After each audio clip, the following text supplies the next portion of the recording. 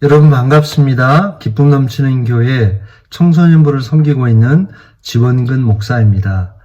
여러분과 함께 4월부터 유튜브로 퀴티를 나누려고 했었는데 오늘 아침에 여러 가지 우여곡절이 있어서 퀴티 나눔이 좀 늦어진 것에 대해서 여러분에게 널리 양해를 부탁드립니다. 그럼 본격적으로 퀴티 나눔 시작하겠습니다.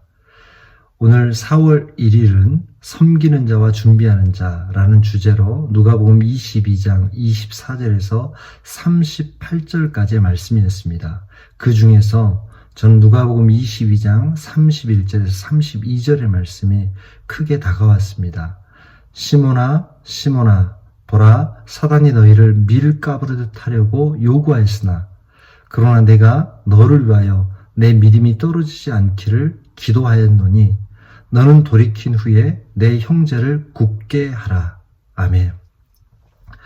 예수님의 6월절 마지막 만찬 자리에서 제자들은 개념 없이 누가 더 크냐는 문제로 한바탕 싸움이 일어납니다. 예수님 이런 말도 안 되는 상황에서도 요동하지 않으십니다. 오히려 이 상황을 제자들을 가르칠 기회로 선하게 사용하십니다. 세상의 지도자들은 군림하고 섬김을 받으려고 하지만 하나님 나라는 섬기는 자가 큰 자라고 말씀하십니다. 이어서 시몬의 이름을 2번 부르시면서 사단이 너희를 밀가부르듯 하려고 요구했지만 내가 너를 위하여 내 믿음이 떨어지지 않기를 기도했다고 말씀합니다. 이어서 베드로가 3번 자신을 부인할 것을 말씀하십니다. 그런데 예수님은 베드로의 이 실패를 통해 오히려 자신과 다른 사람을 굳게 하는 기회로 삼으라고 말씀하십니다. 이어서 곧 예수님이 십자가에 죽으실 것을 아시고 제자들에게 준비하고 대비하라는 말씀을 하시는데 제자들은 그 말씀을 문자적으로 해석하는 어리석음을 도모합니다. 저는 오늘 이 말씀을 묵상하면서 크게 2가지를 깨닫게 되었습니다. 첫째, 눈앞의 상황이 흔들리지 않는 예수님의 모습을 보게 되었습니다. 3년 동안이나 제자들을 양육하고 마지막 만찬의 자리까지 이르렀는데 그 제자들이 누가 더 크냐는 문제로 싸우는 모습을 볼 때 어쩌면 예수님의 입장에서 지금까지의 모든 수고가 헛수고처럼 느껴졌을 것 같습니다. 만약 제가 예수님 같았으면 제자들을 향해 분노를 터뜨렸을 것 같습니다.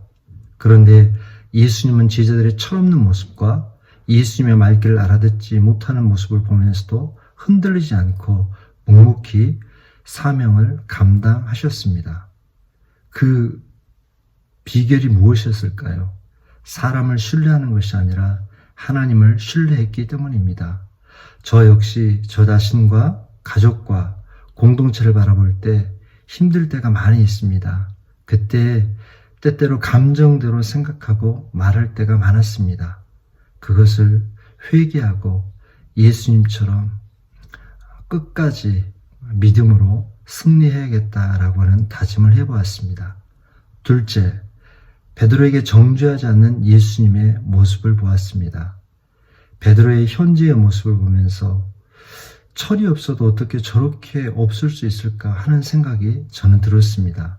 그런데 그런 베드로의 모습을 예수님은 비난하거나 정죄하지 않았습니다.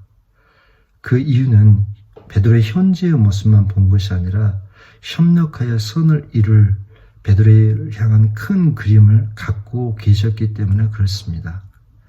제 자신과 또 자녀의 연약함, 또 공동체의 연약함에 대해서도 예수님처럼 이렇게 넉넉하게 해석하는 마음을 달라고 기도해야겠다는 다짐을 해봅니다.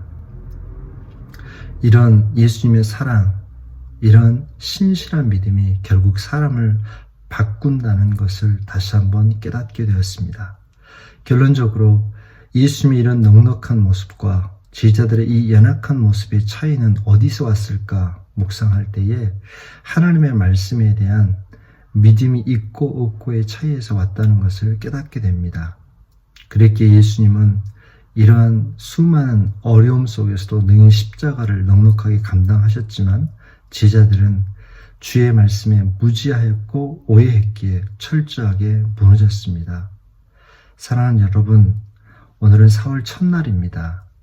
오늘 첫날 주신 말씀을 여러분과 함께 다시 한번 나누면서 주의 말씀으로 무장해서 하나님이 주신 선물 같은 4월을 승리하는 우리 모두가 되시기를 주님의 이름으로 축복합니다. 여러분, 내일도 꼭 만나 뵀으면 좋겠습니다. 감사합니다. 목사님 이거 지금- 어떻게 하고 싶으세요? 줄여. 지금 돌아가고 아니 상관없어요. 안경을 쓰는 게 나아, 버는 게 나아. 받는 거요.